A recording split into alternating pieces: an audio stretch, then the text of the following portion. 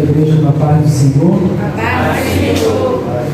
Graças a Deus, nós estamos aqui, a igreja já tem um bom número.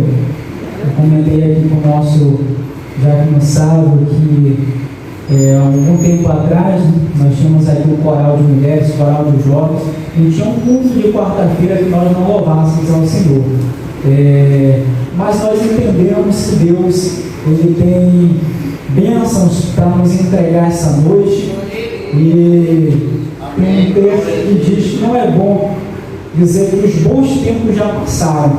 E no mesmo livro de Provérbios também tem outro texto que diz que Deus ele tem o melhor para o final, né? Ele sempre tem o melhor para o final. Então creia, né, que os bons tempos não passaram, pelo contrário, Deus ele tem coisas grandiosas e poderosas para o nosso tempo também. Amém? Vamos crer nisso, diga amém?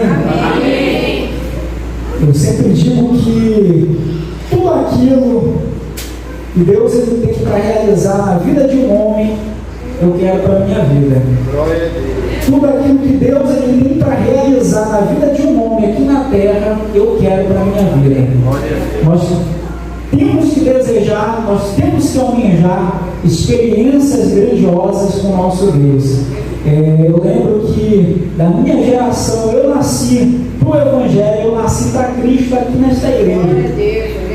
Em 2007, eu lembro que eu e o Eduardo, meu irmão, nós entramos, tiramos nosso contato com o Evangelho, e eu lembro que o nosso grupo de jovens, eu na verdade ainda passei pelo grupo de crianças, vinha para o grupo de jovens com o Bruno, não era jovem, mas já vinha, acompanhava ele no grupo de jovens, até que chegou o momento que eu passei a ingressar ao grupo de jovens, e de toda aquela mocidade, muita gente já passou, mas aqui eu fico feliz, eu lembro aqui, está aqui o Eduardo, aqui o meu irmão, graças a Deus, glórias a Deus por estar aqui também. A gente não tem mérito nenhum, irmão, se não for a graça de Deus na nossa vida, a gente não é merecedor de nada, é Deus que nos sustenta e nos dá a força para continuar de pé. Amém? Eu convido a igreja que já se encontra de pé a abrir a sua Bíblia na segunda epístola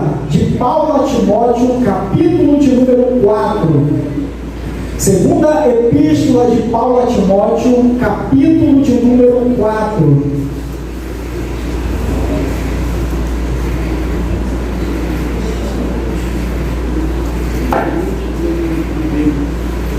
Segunda epístola de Paulo a Timóteo, capítulo de número 4. O irmão aqui agora leu uma palavra difícil, né? O irmão Manuel, o irmão já que não sabe também, uma palavra difícil na Bíblia. Na Bíblia a gente encontra muita palavra difícil.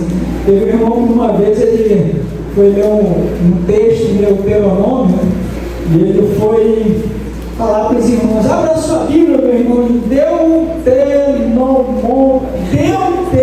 vamos abrir Mateus. Então tem umas palavras difíceis, né?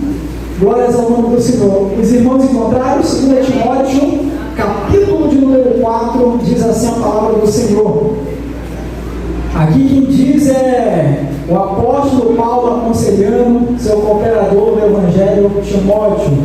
Conjuro-te, pois, diante de Deus e do Senhor Jesus Cristo, que há de julgar os vivos e os mortos na sua vinda e no seu reino, que pregues a palavra, instes a tempo e fora de tempo, redarguas, repreendas, exortes com toda longanimidade e doutrina, porque virá tempo em que não sofrerão, ou em outras palavras, não suportarão a sã doutrina, mas tendo comichão nos ouvidos, amontoarão para si doutores conforme as suas próprias concupiscências, isso é, conforme os seus desejos desenfreados da carne, e desviarão os ouvidos da verdade, voltando às fábulas. Mas tu se sóbrio em tudo, sofre as aflições, faz a obra de um evangelista, cumpre o teu ministério. Amém? Os irmãos podem tomar o seu assento. Glórias ao nome do Senhor.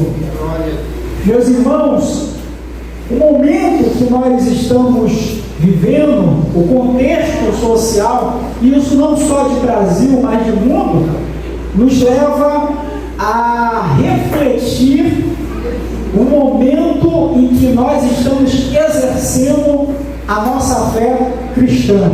O momento em que nós estamos vivendo é um momento onde várias coisas estão nos chocando na sociedade. É verdade que nós hoje, cristãos, nós somos a maioria no mundo.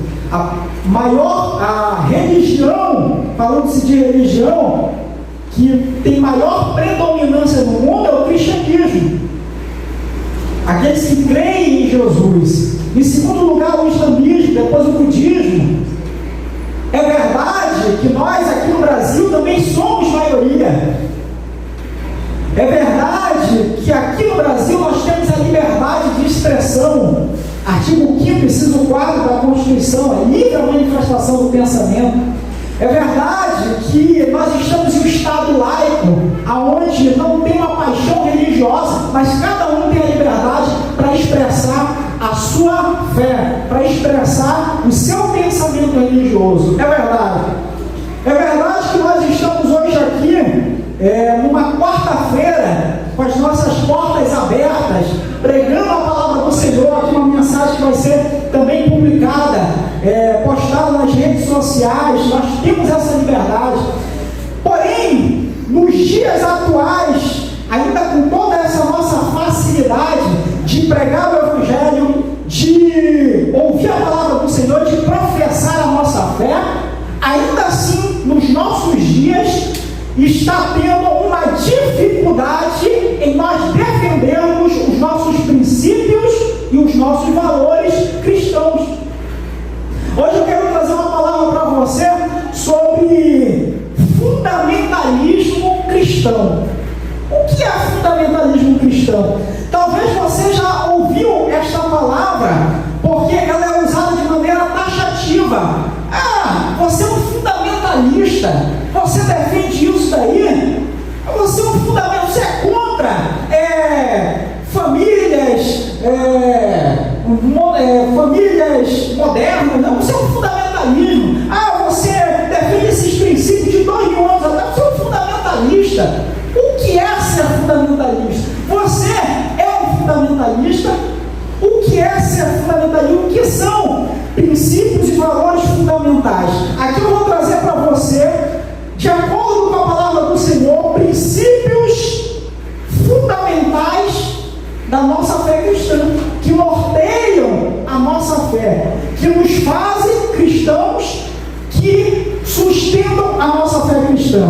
Aqui Paulo ele alertou, antes de entrar nesses pontos, ele falou no versículo 3 do capítulo 4, porque virá tempos em que não suportarão a sua doutrina, mas tendo comichão nos ouvidos, coceira, não vão aguentar ouvir, não vão aguentar mais ouvir, não vão mais suportar ouvir negócio de pecado, não vão mais aguentar mais ouvir dizer que eu posso isso, que eu não posso aquilo, não vão mais aguentar ouvir isso, mas amontoarão para si doutores, ou isto é, pessoas que expressam, têm um determinado conhecimento e embasam filosofias, embasam pensamentos modernos e destrói com a nossa fé, com o nosso pensamento cristão, quando você não está aqui embasado na palavra do Senhor. Agora, no momento do carnaval aí,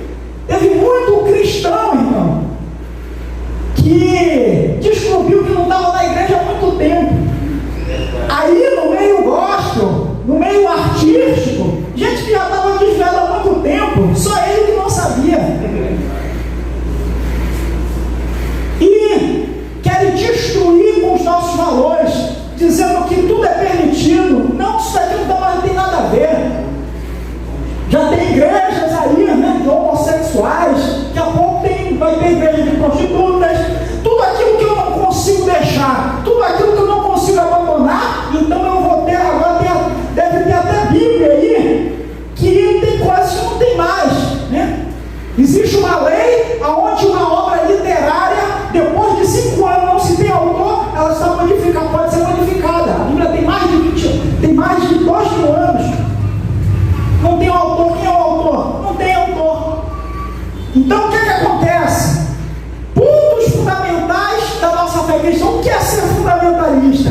Isso aqui é uma corrente teológica que foi defendida há muito tempo de pontos e princípios fundamentais da nossa fé cristã. Quais são eles? É muito importante eu e você saber. Em primeiro lugar, o que é ser fundamentalista? Ser fundamentalista é você defender a inerrância das Escrituras.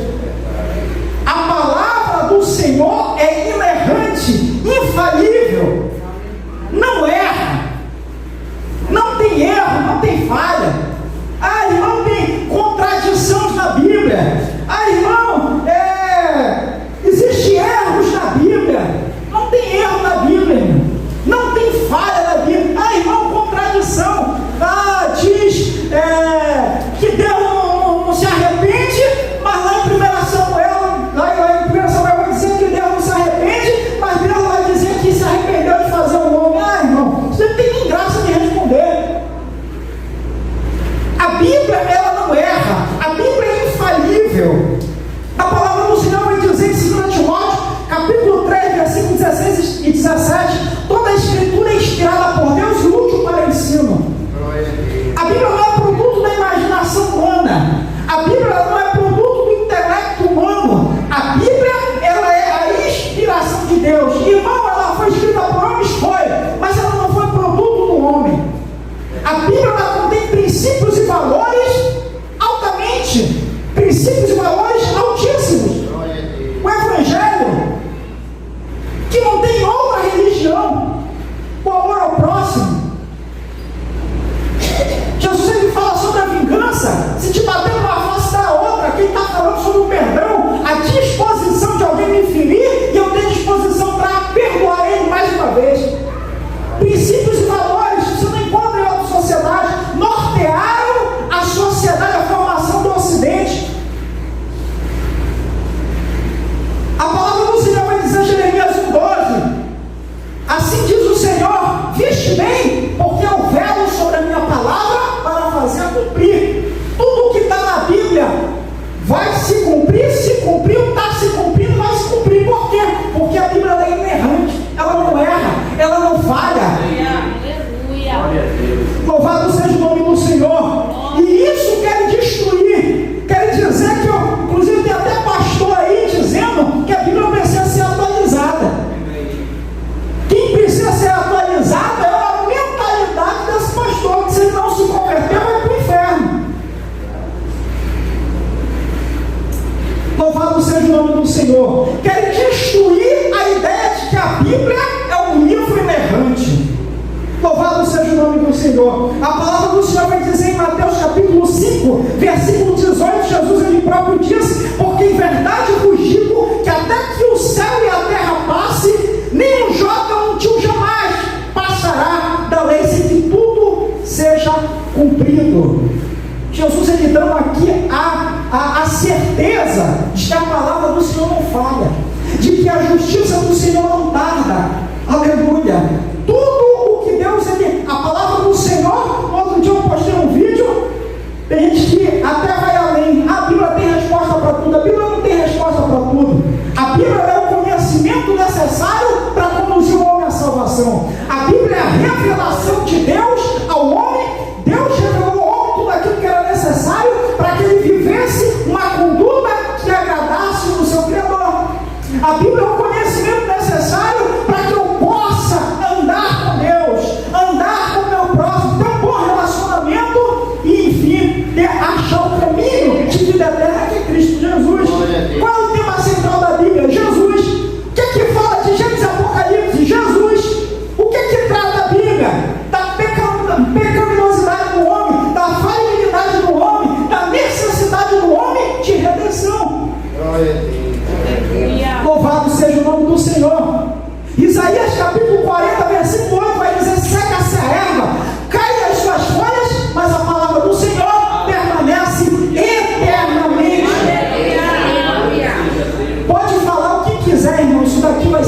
cumprir. Glória a Deus. Pode falar o que quiser, vai se cumprir. Louvado seja o nome do Senhor. Inerrância das Escrituras. O que é ser fundamentalista? É acreditar na divindade de Cristo.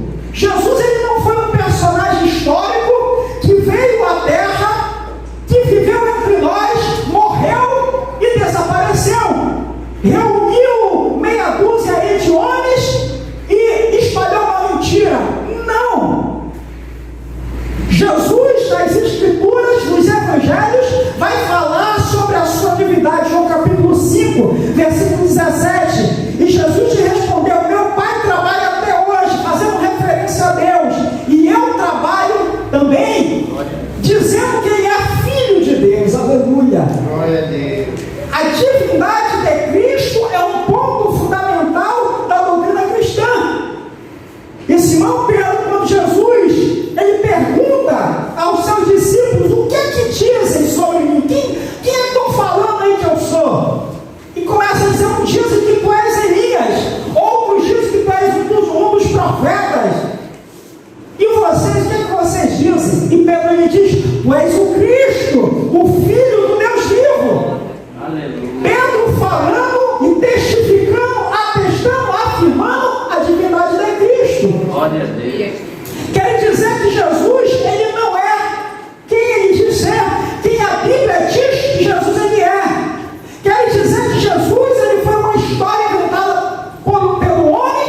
Quer dizer que Jesus, no máximo, foi um personagem histórico que não fez milagres, mas foi como qualquer outro líder histórico que conseguiu influenciar pessoas no seu meio social e que promoveu uma certa ideologia. Tem um autor aí chamado John Cameron, que foi o mesmo que fez vários filmes aí famosos, dentre eles Titanic, e ele iria produzir um filme chamado A Tumba de Jesus, aonde Jesus ele teria morrido, teria tido um caso com Maria Madalena, teria tido um filho chamado Josué e teria morrido. E este nome do filme seria A Tumba Secreta de Jesus. Isto é, nesse filme diria que Jesus ele teria morrido, mas não teria ressuscitado. Tem um outro filme aí muito famoso chamado O Código da Vinci, aonde ele diz e quer provar que Jesus, a história de Jesus narrada nos Evangelhos, é uma mentira. Querem destruir, através dos meios de comunicação, as bases da nossa fé. E tem muita gente comprando isso aí. E aí entra o meu papel como cristão, como igreja, em afirmar que Jesus sim é o Filho de Deus, que Jesus sim veio à terra, desceu, morreu, pagou o preço pelo nosso pecado, não pecou, ressuscitou ao terceiro dia e está à destra de Deus Pai, e que um dia irá buscar a sua igreja. Que Jesus ele cura, que Jesus ele salva, que ainda hoje ele faz milagre e transforma a vida, que Jesus ele é o único poderoso para transformar a vida do ser humano, dar a ele uma nova história e mudar uma família, uma cidade e uma sociedade. Glória a Deus. Pontos fundamentais da nossa fé cristã. O que é ser fundamentalista? É acreditar, em terceiro lugar, no nascimento virginal de Cristo. Tem gente por aí que quer falar que Jesus não foi filho só de uma mulher, que Jesus não foi fruto do Espírito Santo. Não, isso aí não existe. Tanto é que todos nós entendemos que a concepção, a vida, nada mais é do que um produto da conjunção carnal entre homem e uma mulher. Não tem como, cientificamente, como uma pessoa ela conceber sem que haja a inseminação no seu útero.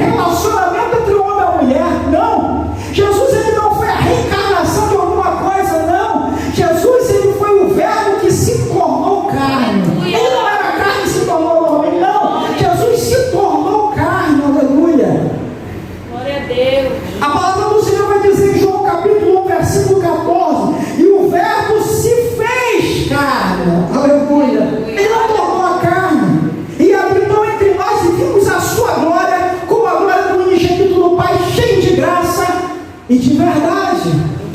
É aqui que está, irmão, quer destruir os pontos fundamentais da nossa fé. Eu e você temos que defender isso. Eu e você temos que dizer: não, eu acredito nisso, eu defendo isso, eu vivo isso. Isso faz parte da minha vida, da minha crença. Aleluia. O que é ser fundamentalista? Em quarto lugar, é acreditar na remissão dos pecados da humanidade pela crucificação de Cristo. É acreditar na minha necessidade de perdão. Eu preciso de perdão. Eu preciso ser perdoado. E qual é o problema nisso aí, irmão? O problema é que as pessoas não gostam de sentir estar no estado de acusação. É agoniante. O estado, quando eu sei que eu errei, quando eu sei que tem algo contra mim, é agoniante. Foi o que Jesus ele sentiu lá no Getsemane. Suou gotas de sangue. Eu não quero ser confrontado pelo meu erro. É por isso que você tanto discute com as pessoas, tem aquele desentendimento, porque você quer estar certo, você não quer estar errado. Se eu acho que eu preciso de perdão, então eu entendo que eu tenho que ir a Cristo. Se eu entendo que eu preciso ser perdoado, que eu sou um pecador, então o Deus desses crentes é verdadeiro, eu tenho que ir até Ele. É aqui que está o problema. A palavra do Senhor vai dizer em Romanos capítulo 3, versículo 23, porque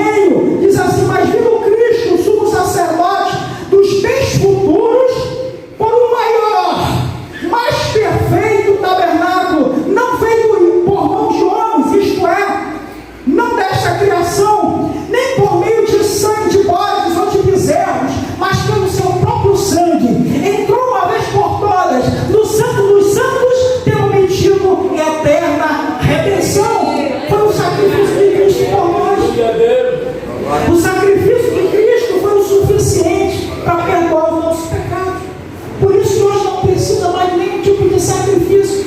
Porque eu reconheço que o sacrifício de Cristo é único, suficiente, insubstituível, que paga os meus pecados. Por isso que eu tenho que ir a Cristo, aleluia, reconhecer que só Ele é o caminho, só Ele é a verdade, aleluia, e só Ele pode perdoar os meus pecados. Aleluia. O que é ser fundamentalista? Em quinto lugar, é acreditar na ressurreição de Cristo como fato histórico. Ser fundamentalista é acreditar que Cristo de fato ressuscitou. Pode não estar registrado na história. Tem argumentos para que Cristo ressuscitou. Dentre eles, quem foi a primeira pessoa que falou com Jesus? Foi uma mulher. Jamais uma pessoa, mulher, a palavra da mulher não valia lá, a mulher não podia falar, irmão, se dirigir. E a Bíblia vai usar a mulher como prova que Cristo ressuscitou. Não seria tolo uma pessoa assim? Qual é a prova de que Cristo ressuscitou? Várias pessoas pagaram a sua vida afirmando que Cristo ressuscitou. Jamais alguém ia colocar a sua vida, a sua cabeça à prova se fosse uma mentira.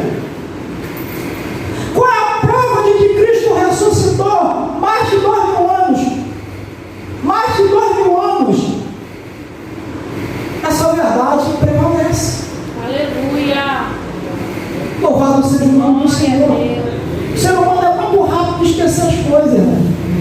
4 anos ele esquece tudo. E Cristo até hoje, eu tenho certeza que aqui a igreja, aleluia, não existe dúvida de que Cristo ressuscitou. A palavra do Senhor vai dizer, Mateus capítulo 28, versículo 6, Ele não está aqui, porque já ressuscitou, como havia dito. Vinde e veja o lugar onde o Senhor jazia. Louvado seja o nome do Senhor. Esse é um ponto fundamental da nossa fé que querem destruir. Que querem dizer, não, Jesus não ressuscitou, não. Como é que uma pessoa pode ressuscitar?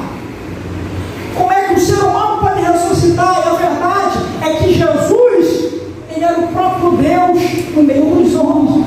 Poderia matar Jesus de novo, que Ele ressuscitaria.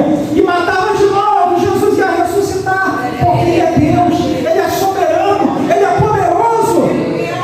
Ele diz no versículo 19, versículo 18 do capítulo 28, todo o poder me foi dado no céu e na terra, todo poderoso.